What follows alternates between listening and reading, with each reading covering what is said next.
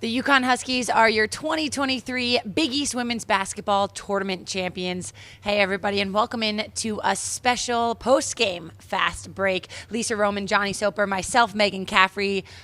What a tournament, guys. It was absolutely incredible from start to finish. We are so excited to break down the day, the tournament, and the day. We got to start there. The UConn Huskies, they looked different tonight than they have.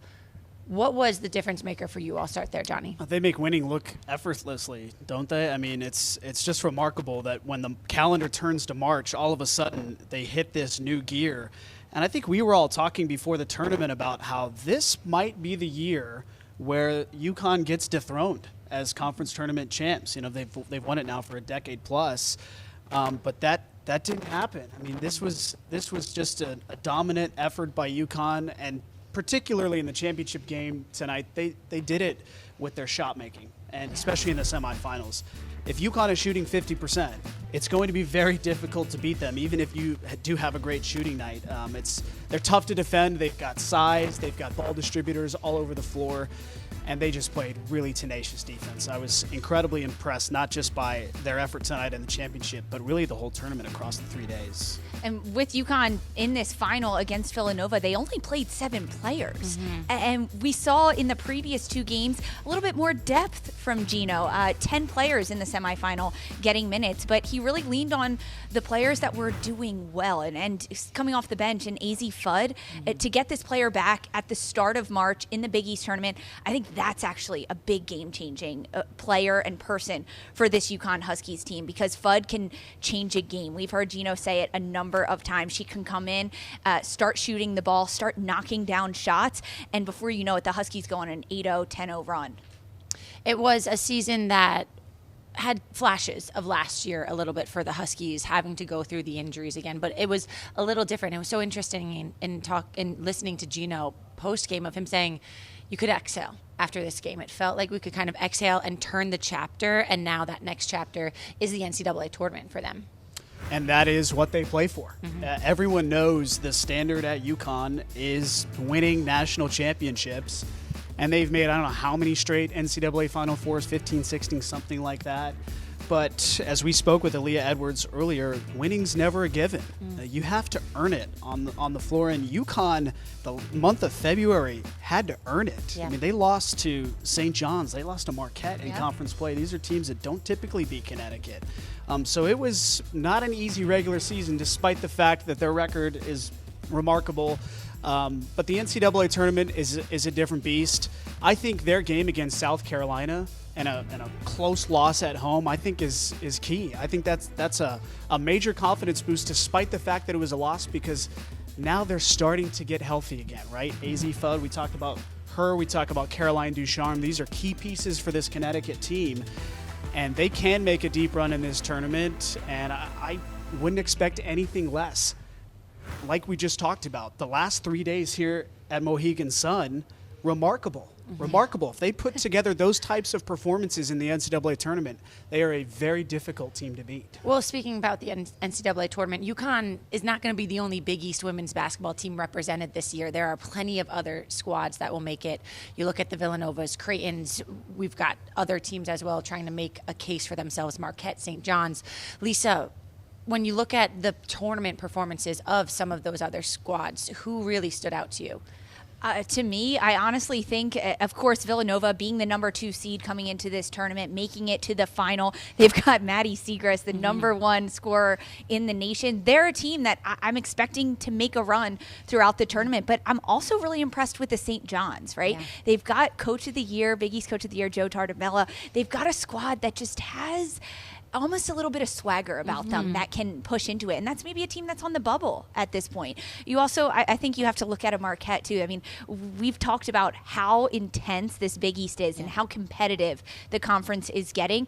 And that was showcased throughout these last 3 days of the Big East tournament. And when you look at a Marquette, the fact that they were able to take down a UConn during the regular season, that they made it to the semifinal of the Big East tournament, this is a team that has had its ups and downs. And I think those downs and those ups, the really high highs and the low lows throughout the regular season help teams like that, Marquette, a St. John's, throughout the NCAA tournament. And that's what those teams are going to lean on. It was one of my favorite parts this season, talking to so many head coaches. So many of them echoed one another in the fact that they said, you know what happened when UConn re-entered the conference? We all sat down and we said, this is our opportunity to level up even more so with the recruits, with our coaching. How as coaches can we make ourselves better? And I think we're seeing that come to fruition truly this season, of just the competitive games that we've had, the skilled players. It was so exciting. Johnny, I want to hear from you. Who are you looking forward to in postseason? Yeah, I think Villanova deserves a lot of credit. We haven't talked about them a ton because they didn't have the best stuff tonight against Connecticut, but this is a team that I think can make a deep run in the NCAA tournament because Maddie Siegrist is a total game changer, and I think the rest of the country is going to find out. UConn garners so much attention in this conference, and rightfully so, but there are a whole bunch of other really great teams in the Big East. And remember Creighton last year? Nobody thought they would make an Elite Eight run.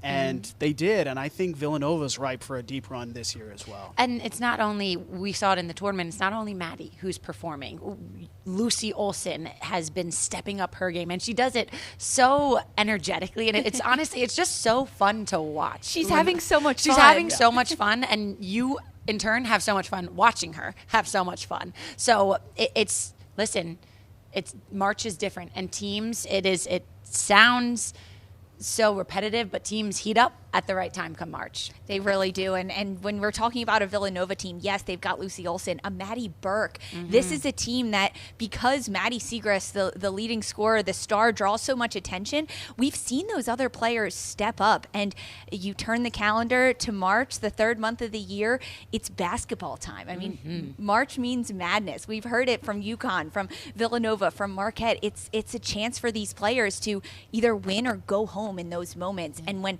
your season's on the line, sometimes your collegiate career is on the line in those moments, you just level up. There's something within these student athletes that they level up. They certainly do. Final thoughts from Mohegan Sun Arena. A great tournament. How many games did we have where we're sitting on the edge of our seat?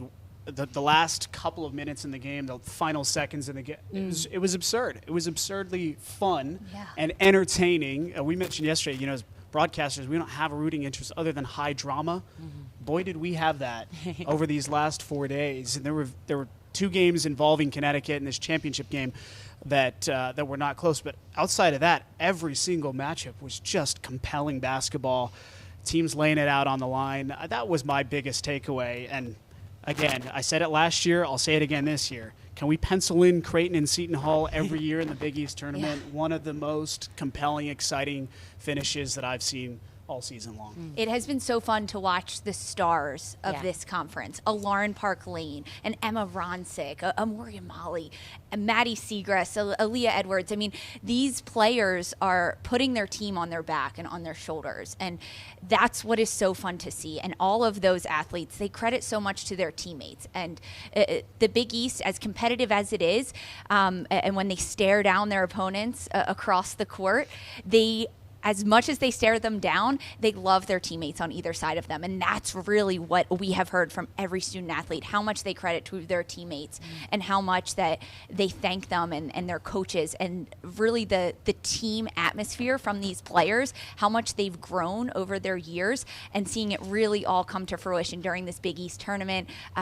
Some sad moments for teams that got knocked out, but also some really impressive moments. And there is still more to come from this Big East Conference. There is so much more to come. The postseason rolls on, but here tonight we are wrapping things up. Lisa Roman, Johnny Soper, myself, Megan Caffrey. That'll do it on Fast Break from Mohegan Sun Arena.